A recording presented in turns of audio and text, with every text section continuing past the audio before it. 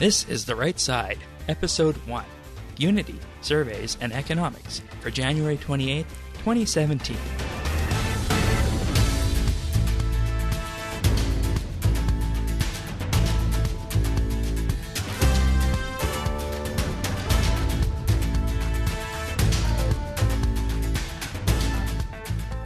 Hello, everybody, and thank you for joining us for another episode of The Right Side.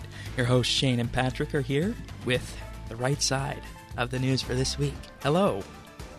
Hello. It's been a good week for us, and I think it's a good week for Canada and therefore the world. Of course. So much great stuff has been happening, and we have the right news rundown for you guys in just a few minutes, but you guys might have been listening to The Right Side last week, Episode 0, our pilot episode in which we unveiled what we want to do with this podcast, but we are now here officially at Episode 1, so that means we're going to forge onward with what we outlined in Episode 0, the pilot.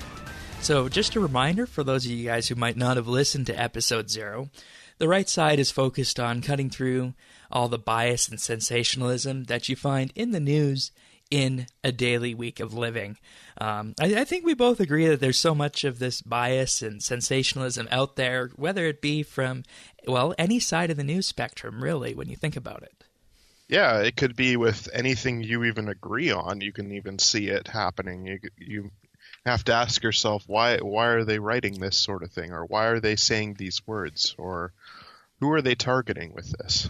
Indeed, and that is entirely what we hope to cut through and provide insight, clarity, and, well, enough information to provide you, the listener, to find you on the right side of the news and context associated with it. So, as this is Episode 1, we do have some goodies associated with podcasts and where you can find us, where you can follow us, where you can find the show and download it.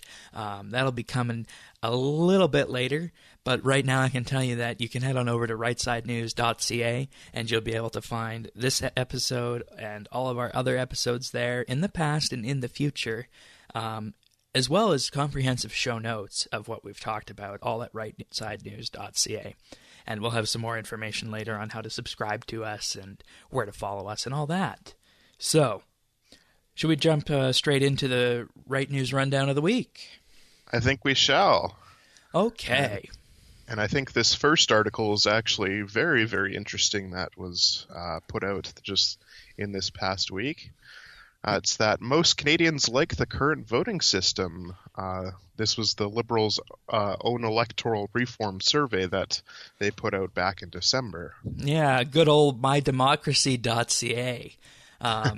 Mydemocracy.ca was, of course, the tool that was launched by the Liberal government at the tail end of the year, designed to poll a huge swath of Canadians on their voting system and what they think of it currently. MyDemocracy.ca was advertised through postcards sent out in the mail in December. Did you get one of these? Oh, I certainly did. I actually got two because we have two houses on our property, right? So one went straight into the recycling immediately, and then the other one went to my parents, and they said, well, we don't care about this. Do you want to have a look at it? And I'm like, I took one glance at it, and I thought, oh, well, I've already done the survey, so into the recycling it went as well. Yeah, so mydemocracy.ca, that website was criticized heavily when it first hit, and, it's criticized for being vague, and it appeared and felt as though it was pushing respondents towards certain types of answers, and that you really couldn't truly express what you were feeling, but apparently there were some findings that did make its way out of the survey, which I found surprising that this actually ended up being the vehicle that they're using for this. Did that surprise you? It surprised me as well. I thought rather than doing anything like this, they'd probably try and do like telephone surveys of like their own party constituents or whatever. But they actually made it quite open. But then with their questions and responses, they were as least open as you could be. Like, there were no other boxes for write-in answers. There was nothing that represented all types of answers that you could do. There was only like a select few, and Yeah. you're forced to choose one or the other. Yeah, well, let's talk a bit about the survey and some of the results that came from it. First and foremost, there were roughly 383,000 responses, 96% of which originated from within Canada. So 4% of the people heard about mydemocracy.ca elsewhere and, decided to do this survey and have their input on Canadian democratic institutes, even though they aren't Canadian. We'll get to more a bit about that later and the methodologies and how that was prevented and sorted through, which is because it's interesting. Yeah, and they could always be like 4% of Canadians living outside of Canada too, or perhaps they're just interested. Very much so. But in general, Canadians are satisfied with the current state of democracy. 67% are somewhat or very satisfied. It also expands out into the voting system in that Canadians want a voting system that's easy to understand. They want to know what their ballot is going to mean at the end of the day, as in, what is the result when I mark this X on this ballot? Am I going to get who I voted for, or is this vote going to go for someone else? And then we get into the really interesting parts of this survey, and I think it's something that most Canadians and, in general, citizens should be happy about. And this is something that was missed in most of the mainstream media news coverage of this survey and the results about it. And that is the following, that there is broad support for members of Parliament. 77% of Canadians prefer their MP to do what their constituents want, even if it means going against their party. And following from this, 83% strongly agree or somewhat agree that MPs should always act in the interest of their constituents, even if it means going against their party. So what does this mean to you for the MPs out there? What should that mean for the party and the practices undertaken in the House of Commons? Well, I think what it means is that people generally want the parties to be more open with their decisions rather than just select clubs that you can join, and then you have to follow all of its rules and whatnot. And this support being from all sides of the political spectrum, most likely, means that this isn't just people wanting to rail against the Conservatives and their tight media policies, or against the NDP with their party constitution that everyone has to agree with, but it means they're talking about all policies exactly for parties, and you know what they all think that they should be more open with their constituents. And this really means, I think, that if you boil it down to a per issue result, it means that there should be more free votes and there should be more autonomy of the individual MPs in Parliament, probably except when it comes to monetary measures of passing the budget and whatnot, which I think in principle is a good thing for a political entity to do, because it in effect puts the people at the grassroots in power and they tell the MP what to do, and the MP is free to do that.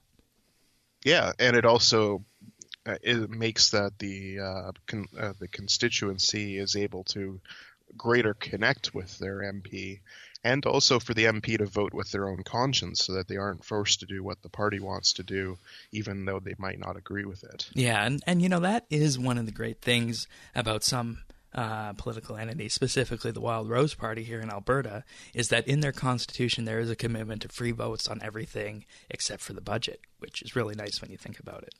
Yeah. But not to get off onto that side of the debate, but we'll get there later in the show. But also in this survey, Canadians want clarity on which party should be held accountable, even if decisions are made only by one party. And kind of following from this also, 59% would prefer to have a few large parties in Parliament that can have a broad appeal to a larger range of people, rather than having many small parties. So this basically means that, in general, Canadians prefer majority governments, I think, and prefer our current system the way it is right now, as in, you know, having two large parties and maybe a smaller third party making these decisions. So I found that really interesting. Or even three large parties that, you know, could comprise of the right, the center, and the left, without having, say, separatist parties such as the Bloc, or one-issue parties such as the Green Party. Indeed. And, I think there's also, there's lots of fear about, and whether right or wrong fear about, if we go down the road of having only two parties, we end up like the American system with Democrats and Republicans. So Canadians appear to be happy with what we got right now. Mm-hmm.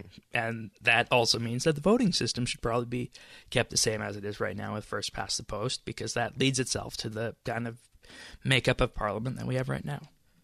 Mm-hmm. All right, just a few other little nuggets from this survey before we move on. Canadians also overwhelmingly oppose mandatory voting, which I think makes sense because you can't force someone to do something that they're not educated about or that they don't feel comfortable doing, right? Yeah, well, the Australians do it, but there's not very high support for that there, that's for sure. Also, support for online voting is there, but when it comes to talking about security, the support for online voting drops drastically. 72% somewhat or strongly agree that online voting would increase voter participation, but only 49% would prefer to have online voting if the security could not be guaranteed. So that means that if there's no guarantee that that online voting can be secure, well, a majority of people would prefer the old-fashioned route. And rightly so, because in the information technology world that we live in, you cannot guarantee something is secure. There is no way of doing that 100% lockstep, guaranteeing that something is secure. So this is, I think, the smart way to go here. Also noting that Canadians also oppose lowering the voting age at 66%, which makes sense when you think about it, because 18 really is a fairly young age to go out and vote. I know there's a lot of countries in the world that go down to 16, but most settle in the 20 to 21 to 18 region. Honestly, I think that's good enough. Yeah. Canadians support limits on the length of election campaigns. 90% strongly agree or somewhat agree. I wonder what caused that. Probably our most recent election and how long it was. Or maybe the American length of their elections. They're looking at that and they don't want anything that long either. I'm in the 10% category on this, but that's just me. Yeah, and whereas I'm in the 90%, which shows that we're very diverse here at Right Side News. All right. So overall, I think this was an unexpected result from the survey since, the survey and the months leading up to it, the government was heavily pushing its own electoral reform agenda, which included the ranked ballot. And there was some question about whether or not the surveys would actually be taken seriously since it was online, and it felt so vague and had a real hint of bias to it, I think. So this was really surprising to see from the even more than just a hint of bias. I think it was heavily biased during some certain answers, and I think that the government, being the Canadian government, could have put out a much more diverse set of options that you could answer from. Indeed. All right, so what do we got for our second story on the Canadian front? Well, this is a story I found on the National Post from a former CBC commentator, Rex Murphy, entitled, "Justin Trudeau, the Boy Scout, Must Settle into Donald Trump's World," which, when you look on the face of it, is quite the sensationalist headline, isn't it? Yeah, and I mean, to be fair, this was in the full comment category, and Rex Murphy, I believe, did used to be CBC, so it's interesting to see that. But what do we got here? Well, it's basically an article from Murphy saying that Canada's energy and environment policies are not really compatible with Trump's policies in the United States, and that if Canada wants to maintain a good relationship with Trump's White House, he'll have to be on board with our bigger brother's plans, as they control so much of our trade. I think it's upward of 75% of the trade. Yeah, it's around 75%, and Canada's not very diversified when it comes to our trading partners. I think the biggest issue of this in the upcoming months is going to be pipelines such as the Keystone XL pipeline that just got approved by executive order, but also the Kinder Morgan Trans Mountain pipeline that's coming out through the number one highway out to Burnaby from Edmonton. Mm-hmm. All right. And really, Canada would be devastated without U.S. trade. While U.S. would be hurt by the reduction of Canadian trade, but there are other options for them Yeah, since they're such a big country. and whenever it comes down to talking about the U.S. trade policy, specifically with the new administration, I think that people who are worried about the Canada-U.S. relationship just need to look at the numbers and see how massive these are, and realize that we're not going anywhere as the U.S.'s largest trading partner. But we do need to negotiate smartly and ensure that, that we don't get schlonged. Yeah. It's going to be the onus on Justin Trudeau to make sure that Canada is represented fairly in these trade talks, and so that he's able to work with Trump, but not, kowtow to him because Trump is very much America first. I think anyone can agree with that, right? Yeah, and I mean it's a huge shift in policy, much the same way that happened in '08 when Obama got in, and the government in Canada at the time did actually change its approach to dealing with the Obama administration from dealing with the Bush administration, everything down from ambassadors. Basically, what you saw was a more friendly approach to the way the Obama administration ran things. So I think that if Trudeau doesn't do that here, we're going to be hurt with it, and it's going to look like amateur hour on our part. Exactly. And I think this was really actually quite an interesting and surprising to me article from Rex Murphy with the interesting word choice like Boy Scout and the tone criticizing the federal government, considering he was from CBC and they're generally very pro-government when it comes to it because of their government subsidies. But it's interesting how he's writing for the National Post, which has a very different target audience from the CBC. And perhaps he just wanted a bit more freedom. Yeah, I thought it was quite interesting in that sense. And this is something I think that everyone should be aware of, whether you're investing in the markets or if you're, just maybe have a casual outlook on what the U.S. dollar is going to do. If you're planning a vacation to the U.S., this is all going to affect it at some point. So this is something that all Canadians need to take account of. I agree. All right. Our next story jumps straight back to Alberta, and the Alberta Conservative Movement, or specifically I'd like to call it the Free Enterprise Movement, and the ones who are focused on defeating the NDP in 2019, got a huge surprise in that Wild Rose Brian Jean has said that he is prepared to step down and run for an emerged Alberta Conservative Party. He's hoping that the race will be conducted in the summer of 2017, and his goal in that leadership race, if they can get a merger between the Wild Rose and the PC party, is to make Alberta once again a place of unparalleled greatness. Where have we heard that before? Make something great, something again, something. There you go. He also further states that if the PC select a leader that is willing to talk unity, the new party must do the following, and that is treat all members as equals. Also, members must decide the new name for this conservative movement, and it should be a party that is dedicated to individual freedom, fiscal responsibility, religious and civil liberty, equality of opportunity, committed to ethical government, and committing to preserve the greatness of Alberta. Which all sounds great. It sounds very much like an Alberta First policy, doesn't it? It does. They also must provide Albertans with the greatest degree of control of the political process, putting Albertans and the members in the driver's seat. And this is what I was referring to in our first story here, is that you don't really see this in areas like Ontario, putting the members in the driver's seat, so to speak. And I think this is something that is missed in most of these media stories about this, is that this party and this unity project is going to be aiming to do this. So if there are ordinary Albertans out there wanting to get involved in a process that sounds like a free enterprise movement, then this is definitely something that they can do with this united front once it actually happens. And it's likely going to happen now that both sides are interested in talking to this, because as we know, Jason Kenney is very receptive to this because he's the only one in the PC leadership race running on the unity platform. And I think if you talk to most people outside of Alberta, he's probably the only one you could name out of all of the people running for the PC leadership. Yeah, and I think at this point the PC leadership race is done, because this week Richard Stark, also running for PC leadership, proposed a PC Wild Rose coalition, keeping the two parties separate but working to defeat the NDP.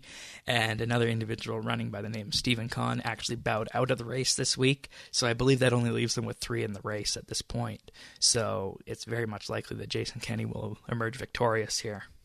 Mm-hmm. And he has the most name recognition. Definitely, too, after being in those huge portfolios federally. Mm-hmm. And the reason this is a story that deserves more focus than it got in the mainstream media is that the unity process between the Alberta Wild Rose and the PC party was expected to be a lot more complicated. It wasn't expected that before the PC leadership race wrapped up that both parties would actually be interested in having this discussion. So the fact both are interested really shows that something now could actually end up happening, maybe sooner rather than later, depending, of course, what the membership thinks of this. Mm-hmm. And where this leads in 2019 could lead to the NDP's defeat, but as it goes with the saying here in Alberta, you never know what's going to happen. I think that happens anywhere, too. You never know what an election is going to turn out until it actually happens. Very true. Very true. So, overall, good news for Alberta. Yeah. And with that, I think we head on to BC, in which I found an article that said Vancouver is set to lose more gas stations amid the boom in real estate. So basically, this is that the real estate price in Vancouver has been skyrocketing so much that it's been causing many commercial properties to become unprofitable. Not in the sense that they're not making money, it's just that the money that they could be making by selling off their property is so much more than what they would be if they stayed in business. So what this is that gas stations in particular, they're trying to trend towards higher volume pumps with less locations, such as Costco, who has like rows of gas stations with lines of like 10 cars each lining up for each pump and waiting for it. That's very interesting, because here you can still find, the corner gas stations. Yeah, well, you can find them over here in Victoria too, but more and more, a lot of people are heading out to the Costco in Langford just to get gas. And I know that since I actually live pretty close to it, that's where my family usually gets a lot of their gas, just because it's so much cheaper than other places. I think right now the gas price has come down to $1.17.9. Oh. But at Costco it's about 8 cents cheaper at I think $1.09.9 from what I last looked this morning. Who knows? It could have changed since then. So when it comes down to it, when your gas is so much to begin with, I think people want to go for the cheaper locations such as Costco, which is also why a lot of these gas stations are closing down. And that's a standard market approach that happens when someone can offer something more efficiently at a lower cost. Consumers will go there. And, it's really hard to compete with the huge giants, Costco, Walmart, etc. On this front, especially in the fuel business, I'd imagine. So, yeah, because everyone goes to the lower price when it comes to fuel. There's really not much brand loyalty when it comes to fueling up your car. And it's something that everyone needs. Yeah, and everyone needs it, and you can't just take the bus if you're not on a bus route. You can't just walk if you live far away from a downtown core. Oh, I see. And what not you everyone did there. has accessibility to bike lanes as well. Like, and not every city is Victoria and has lanes being cut out for bike lanes after all.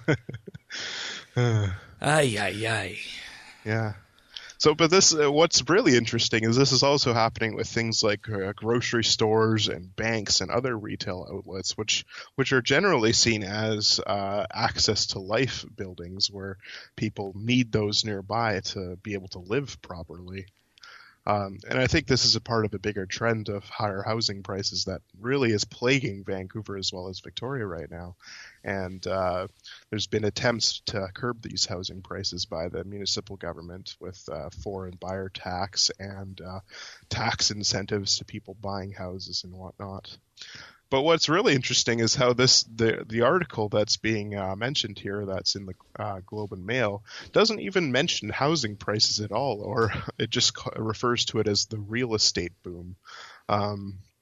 And I think that the bigger issue that people are interested in right now is being able to afford a house in Vancouver, and you really can't because the median price is trending close to 1 million nowadays. And that's the hugest investment someone's going to make, and it's the investment that people are going to get the most out of over a long period of time. Yeah. So I thought it was really interesting how this article was just focused on the gas stations, but not really many people care that much about gas stations closing down, but they really care about if their house is going to be $200,000 more or not. And I think something that really interesting happened here is that property taxes went up by 40% because all the assessments showed that the housing prices are so much more. So people that even have a house are paying more to keep it. Oh, I am glad I do not live in Vancouver just because of all those costs. Yeah, BC's a beautiful, beautiful province, but it's very expensive to live in. All right. Well, there's the Right News Rundown for January 28th. We do have one more segment, and that is, of course, called The Firing Line. And that is when we look at a news story that is just negative or astonishing and in a bad way that, really doesn't shape up well for us or for you, the listener, or Canada in general. And this week, that story is that the federal government posts another monthly deficit as the 2016-17 deficit hits $12.7 billion for the first 8 months of the fiscal year. Like $12.7 billion. Let's just let that number sink in for a moment. When in the previous year, in the same time span, there was a $1 billion surplus. Yeah, so not only have they spent $12.7 billion, they've spent $13.7 billion just to get to where they are. Right. And, the article says that this double-digit deficit figure wasn't a surprise, and I think anyone who was following this government prior to being elected realized when Trudeau famously said, the budget will balance itself. Well, we're witnessing that right now. And even through his TV ad campaigns where he was just sitting down really, casually and whatnot. He said that he was going to spend. And I think Harper showed this with the teeny tiny little deficits, right? They're not going to be teeny tiny. Animated GIF of that will be in the show notes, everyone. RightSideNews.ca. And we knew that it was going to be quite a bit, but did we know that it was going to be this much? I don't know about that. Yeah, I mean, you can argue that it's an increase in spending, but also government revenues were down $1.1 billion this year, so that also relates to the economy. There's no timeline for balancing the books, and if this is left unchecked, the budget will not be balanced until 2055, and this will leave Canadians with a national debt of upwards of $1.5 trillion, which, when you think about it, is a lot compared to what we have right now. And we consider the population of the country as well. And that speaks into the whole macro issue of this and debt to GDP and, ensuring that we do have the capability to borrow should the economy turn bad. And this goes to just understanding the importance of balance and balanced budgets in general in the whole economic sense, because balanced budgets are a hallmark of good fiscal management and a signal to the investor community that the government is indeed serious about keeping the fiscal house in order and economic growth. So if a budget isn't balanced, that means that the government is ultimately borrowing to pay for that excess. And, that's fine during good times when we're, not in recession. But if we're in recession and you need to borrow a lot more than we currently are to increase spending, well, that's going to look really bad on the credit ratings. And that can lead to credit rating downgrades, which is even worse for the investor climate in a jurisdiction. And that just doesn't get the economy going at all, which is bad for all of us. Yeah, if you imagine that the country is a person with a credit card, you want to make sure that you pay off your credit card by the end of the month. Otherwise, you're going to be paying a lot in interest. And if you keep spending and spending and spending money that you don't have, that means you're going to be spending more on the interest than it's worth to take the money out. And I think that's what countries have been doing. They have much cheaper rates than a credit card, of course, but the amounts are greater. So the less you have to pay in interest means that's money you can spend on other things that you need to. Exactly. Or save it for the bad times, because we're kind of in the good times right now, depending where you are. And, this article really should have got more presence in our day-to-day news life, but it didn't. Just because of what we outlined, borrowing and poor fiscal management can lead to credit downgrades, which is ultimately a signal of poor health in the economy, which circles back being not good for an investor climate, which isn't good for economic growth. So more people need to be aware of this kind of poor deficit management and what that can lead to in our economy and in the world's economy in general.